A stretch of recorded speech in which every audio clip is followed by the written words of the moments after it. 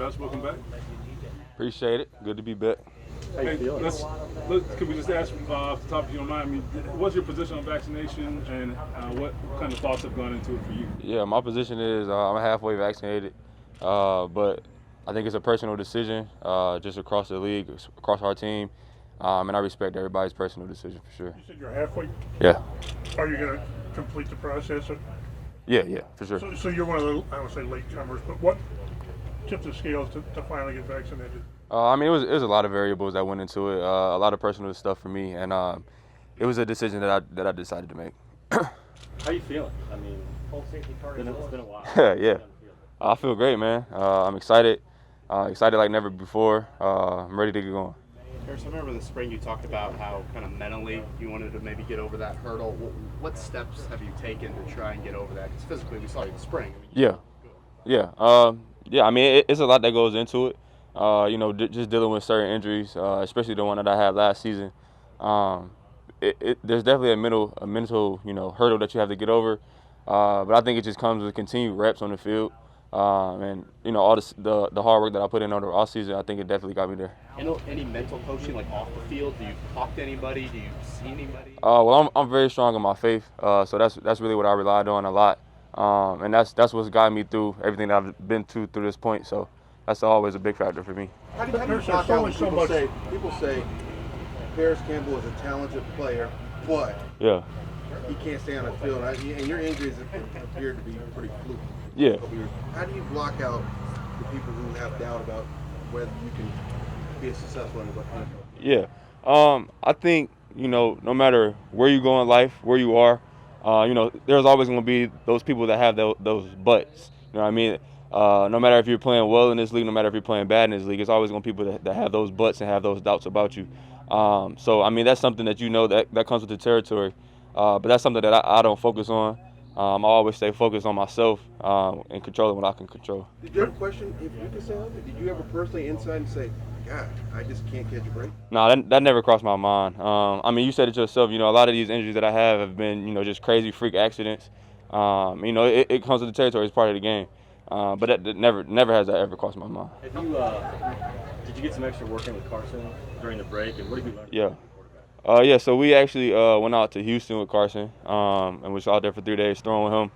But I mean, Carson is a great guy, man, and I think that's above all else. I mean, everyone knows he's talented on the field. We know he has a big arm, but he's just a great guy, man. He's a great guy to be around, and he's a great leader. And I think having him just a part of this team is going to elevate the game.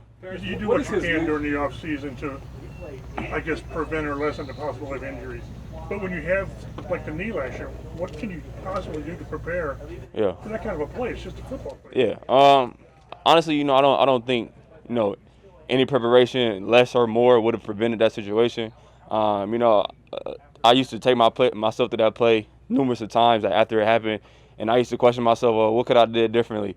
And I just really came to, just peace with myself, saying that, it was meant to happen. There's nothing I could have did to prevent it. So I approached the offseason the same way I did the last offseason, and that's taking care of my body like I know I can. What is Carson's leadership style? What have you learned about him? I mean, you had Phillip last year, obviously a longtime vet and that kind of thing. What have you observed from Carson? Carson. One thing about him, he's got a high motor, so he's always on go. He's laid back, just in the workouts that we've had.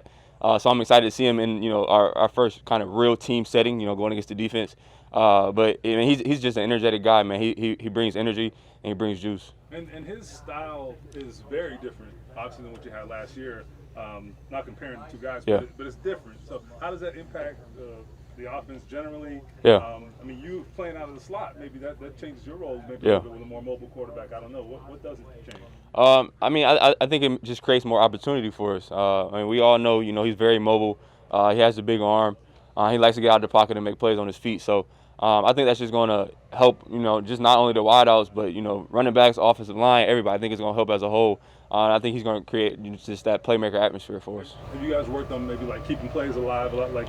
Yeah, most definitely. He loves to get out of the pocket and throw the ball on the run, so we've definitely been working on that for sure. Parris, how important was that the first game for you? I mean, when you look back on the first week last year, it's important to be able to say, hey, at least I know I can do it. I was that involved in the offense. Yeah, I mean, I say it all the time to any of you guys. Like that was a pivotal moment for me in my career, especially after rookie season, dealing with so many injuries, and then coming back week 1 and having the game that I did. I mean, it was a stepping stone for me. You know what I mean? And it was something I looked to build on, and still look to build on. You know, so it definitely boosted my confidence. You know, to tell me that I'm able to play this game. Parris, will you be full go tomorrow? Any rest days during camp? Full go, man, 100%. Yes, sir. You go back to tomorrow with Tyquan Lewis. It's Yeah. different situations, obviously, but you talk to him at all about how he broke out last year and Yeah. how you can apply? Most definitely. I mean, we've had numerous conversations, and just kind of how our paths have been similar in some ways, and just everything that we've dealt with. So Tyquan's been a pivotal piece for sure. Hey, very important question. Who designed your shoes there? My boy Cato Mitchell. I went to him at Ohio State.